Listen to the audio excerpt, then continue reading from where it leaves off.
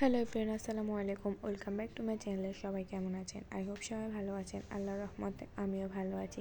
আমি আজকে আপনাদেরকে রান্না করে দেখাবো বিরিয়ানি। আমি খুব সহজে ঘরোয়া পদ্ধতিতে বিরিয়ানি রান্না করে দেখাবো। আমি এখানে চুলার মধ্যে একটি পাতিল বসিয়ে দিছি। পাতিলের মধ্যে আমি তেল দিয়ে দিছি। তেলগুলো গরম হয়ে গেলে আমি এখানে 4 টুকরো দারচিনি আর 4টা এলাচ দিয়ে দিছি।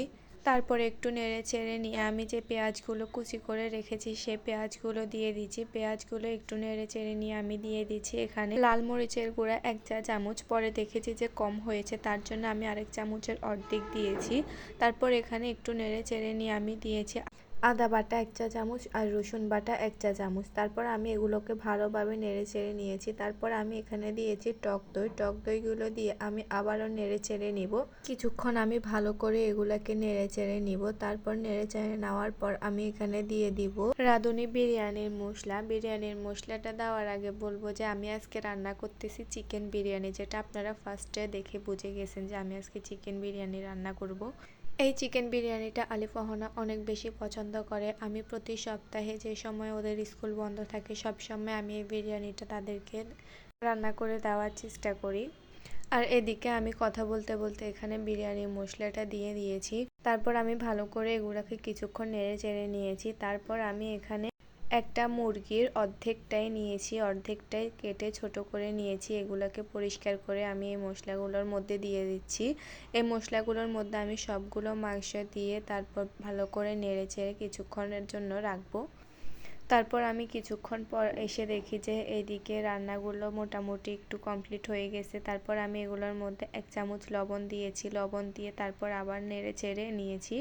তারপর আমি এগুলোর মধ্যে দিয়ে দিব কাঁচামরিচ। আর আমি কাঁচামরিচগুলো কাটিনি, আমি গোটা কাঁচামরিচ দিয়ে দিয়েছি। আমি এখানে 6টা কাঁচামরিচ দিয়েছি। তারপর আমি কাঁচামরিচগুলো দেওয়ার পর একটু নেড়ে চেড়ে নেব। নেড়ে চেড়ে নেওয়ার পর আমি এখানে দিয়ে দিব টমেটো সস। টমেটো সসগুলো দেওয়ার পর আমি নেড়ে চেড়ে কিছুক্ষণ রাখার পরে এই যে দেখতে পাচ্ছেন আমার মাংসগুলো রান্না শেষ। মাংসের ফাইনাল লুকটা আপনাদেরকে দেখিয়েছি। তারপর আমি এখানে একটা ফ্রাই প্যান বসিয়ে দিয়েছি। ফ্রাই প্যানের মধ্যে আমি দিয়ে দিয়েছি 2 টুকরো দারচিনি আর 2টো এলাচ। তারপর এগুলো দেওয়ার পর আমি এখানে যে পেঁয়াজটা রেখেছিলাম, তারপর কিছুটা পেঁয়াজ আমি এখানে দিয়ে পেঁয়াজগুলোকে আমি কিছুটা বেরেস্তার মতো করে নিব। তারপর এখানে দেখতে পাচ্ছেন যে বেরেস্তার মতো কিছুটা হয়ে গিয়েছে। তারপর আমি এখানে পোলাওর চাউল দিয়ে দিছি।